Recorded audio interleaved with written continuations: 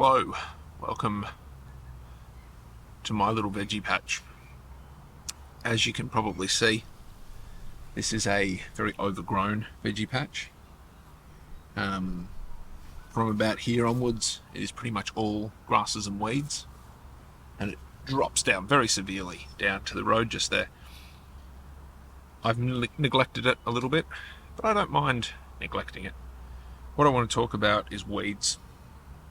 I seem to have a thing where I talk about weeds quite a lot because or at least I perceive that I have a different relationship with weeds than a lot of people. So your oxalis and your clover and that kind of stuff, your grass species. And knowing the difference between what you've deliberately planted and what you haven't. For instance, that's some kale right there, so I don't want to pull that out. That's something organic that I'm not sure of.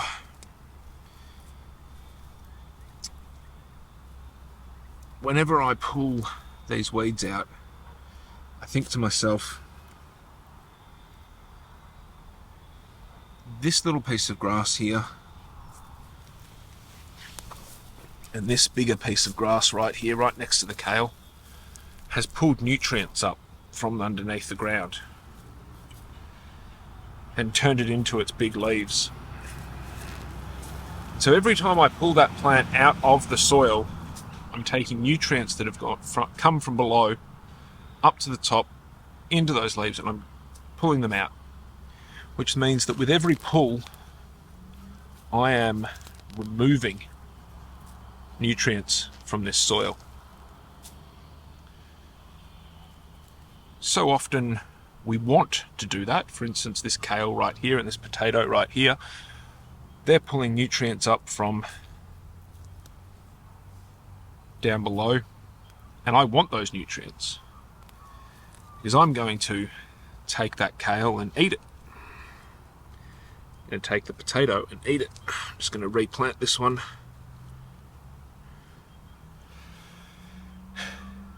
But when I take these things out, I genuinely don't know what this creeper's called. I'm removing from my bed of my soil nutrients.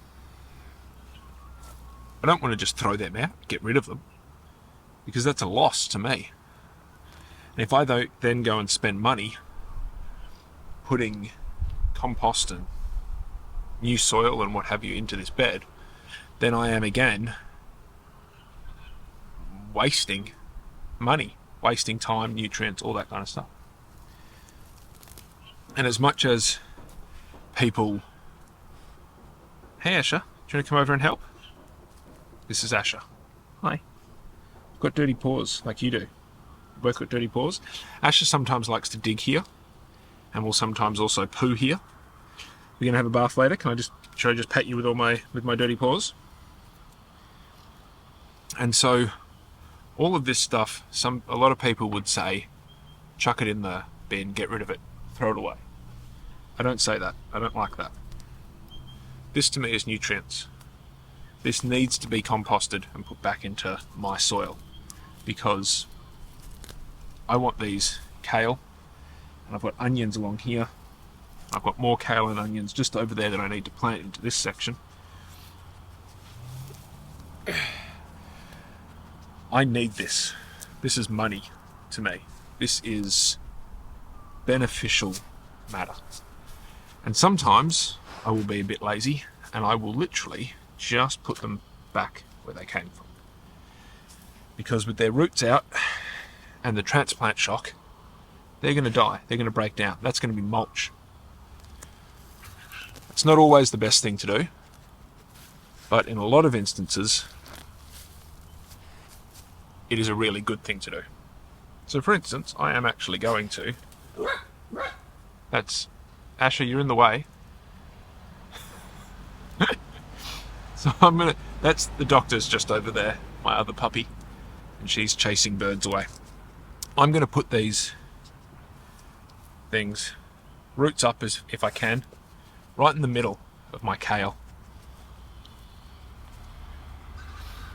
Hopefully, given that our temperatures here are improving, sun is coming out,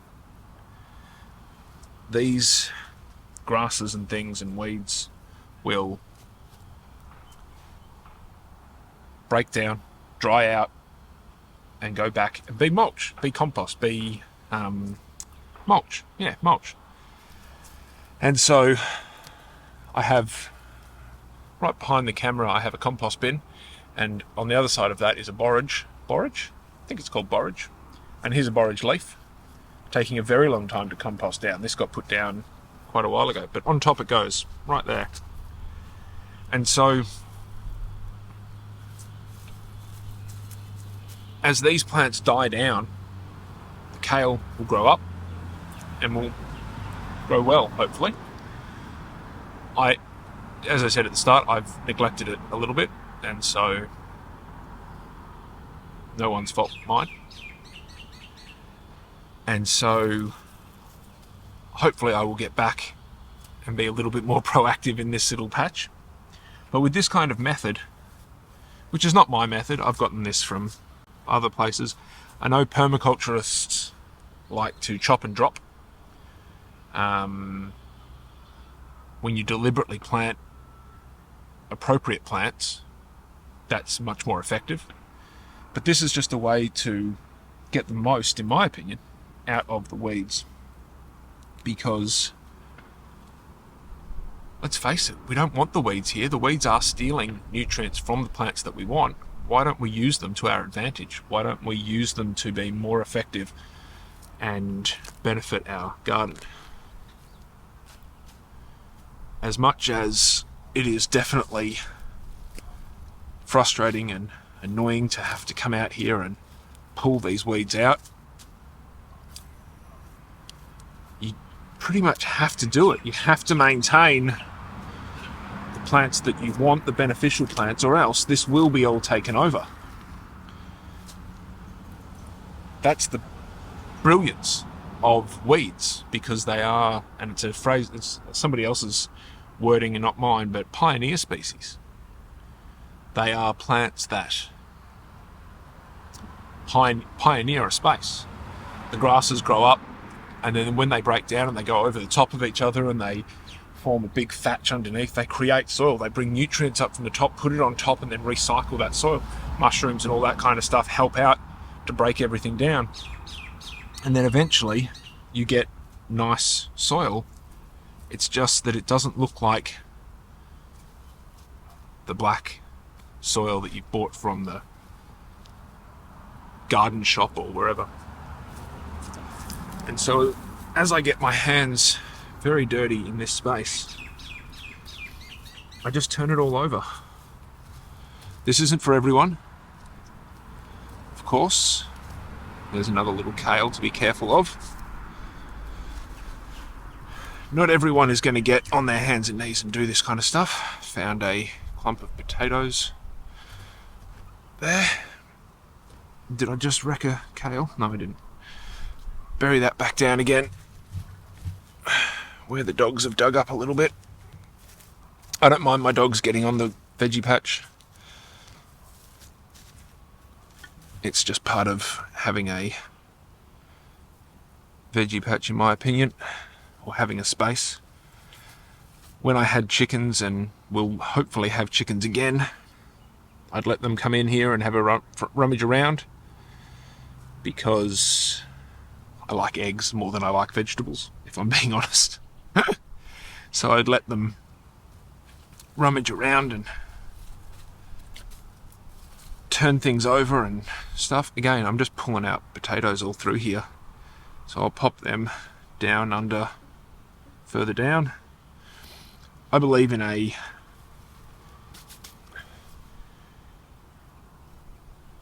very wild garden space.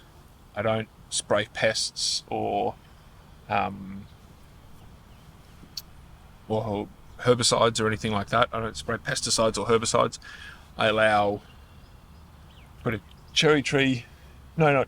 peach tree here that hasn't fruited in a while, partly because I've allowed birds in here to just go nuts. I have a lot of wildlife in this space, which I really enjoy, something I really like. But it does mean that I'm fighting against them for things like the veggies and wildlife like this one, who doesn't understand that she shouldn't come in here and just start digging around. It means that I can leave it to just do what it wants to do. And it, to me, means that this soil is going to be better off. You're never going to stop these things.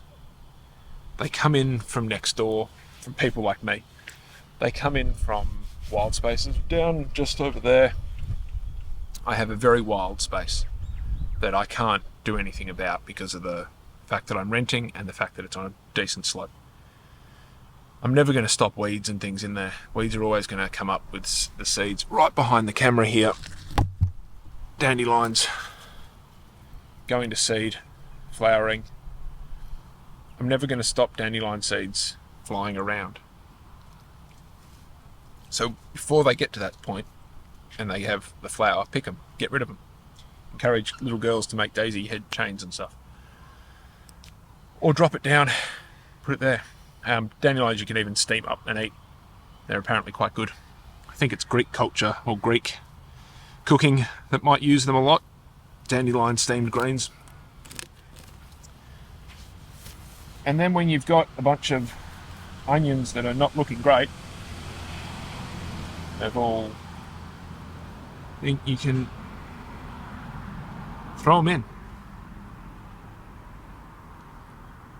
You may not, and probably won't, get the same kind of amazing results that the quote-unquote professionals get, the industrial growers.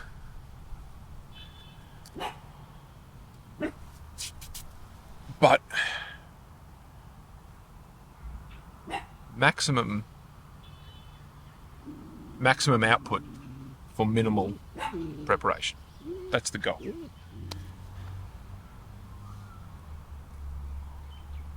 So if I can come out here, get some dirt therapy by getting dirt on my hands, get some sunshine,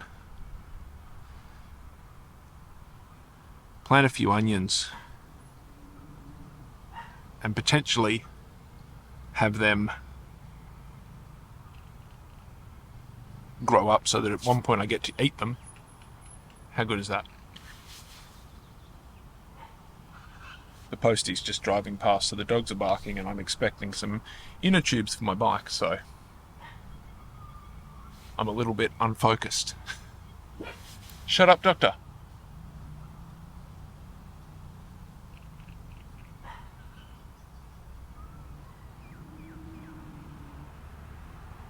We've lived in this house, me and the dogs, for many, many years now, and yet Postie goes past and they still growl and bark. It's ridiculous.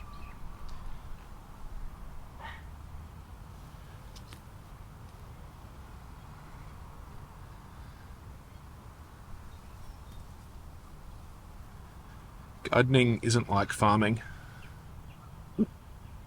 It's just as much about the experience and doing it as it is about what you get from it.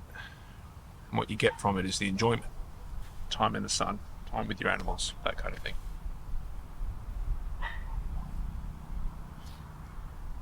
And so,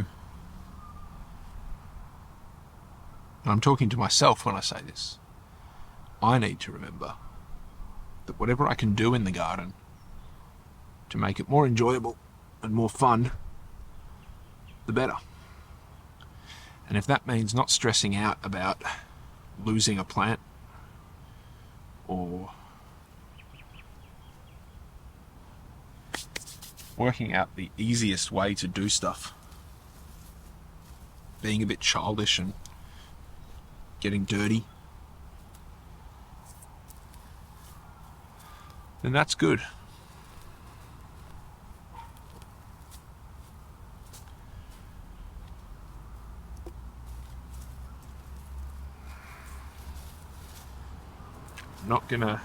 I'm gonna enjoy things like the smell of dirt.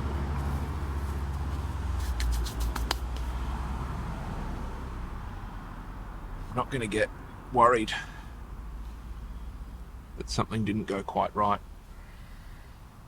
And from memory, I've checked that kale and onions go well together. Companion planting.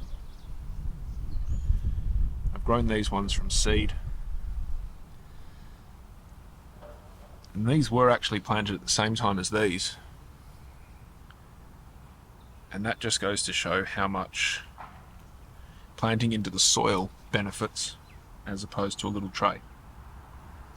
But all of these have had zero care from me. They've all just been sitting out here in the exposed in the outdoors, which is obvious. They haven't grown very well. I don't have a diary as to what needs to be done when. I go with the seasons and what I feel. Hence why I'm out here doing this now, because it feels like the right time, because it's sunny and enjoyable outside at the moment. And these are probably not going to generate great onions for me. But I've got some here, I've got some over there, and some here. I've got some garlic in here, I've got some spinach over there. Compost behind you is doing great. But there is a field of leaves and plants just there that I need to rip up and put some of these over there. And the joy for me is coming out here and being able to recognize these plants, knowing that that is an onion seedling. And I know that partly because I planted it, I put it there. But it's also, I get to learn about plants by recognizing that plant.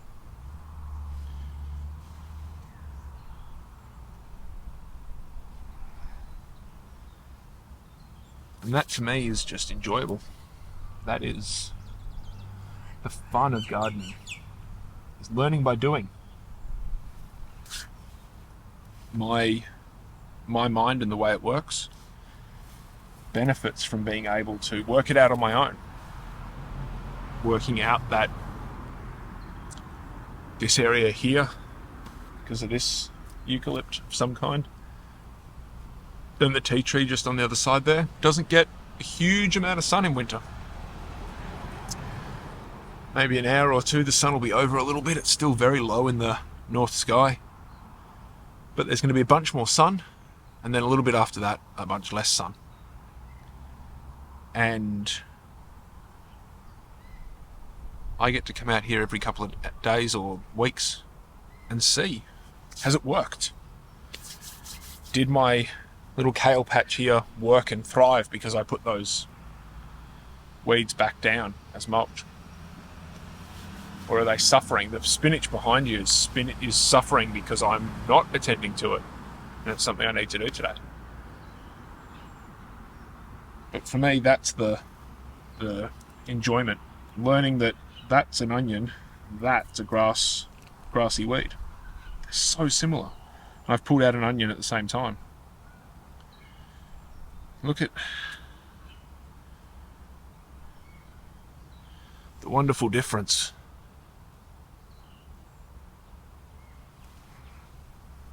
Excellent stuff. Put that back in there.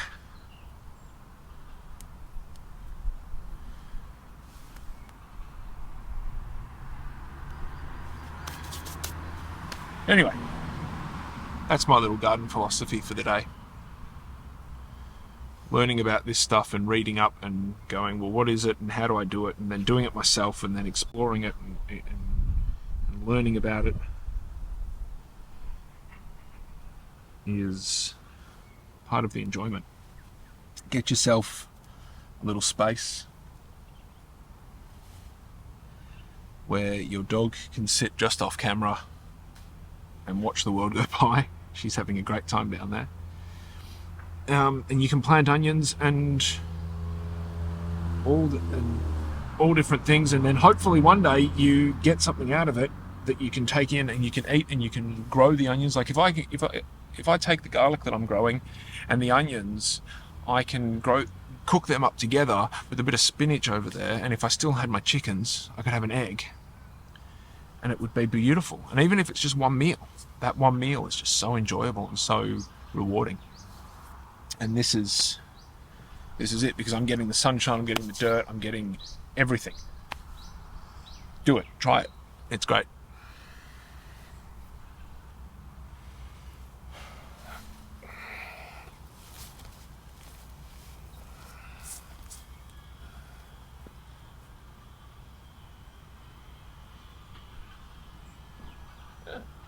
Cool. Okay, so I'm on the other side of the compost bin, as you can see just there. I had some spinach just here that was all clumped up a bit together, so I'm spreading it all out. Again, I've got my nice big borage here doing very, very well. Fantastic stuff. What I want to draw your attention to is down in here, there is a weed, milk thistle or something like that. I'm not entirely sure exactly what it's called, but on it you can see a few bugs. There are no bugs. Might be a little bit of bug damage there maybe, but there's no bug damage on the spinach, none on that kale over there, and the borage looking very, very good, even though there is an ant right there. There was some bees up here in the flowers before, but because I'm going to leave that one right there with all those bugs on it, and I'm going to sacrifice that weed to the bugs. That is, in my opinion, the best way to treat bugs. Leave them here, let the ladybugs come and eat them, and leave them to be part of the nature, be part of the ecosystem. Because without those bugs, you don't have the good bugs that have the birds, which do the poo, which do the this, do that, and eat all that kind of stuff.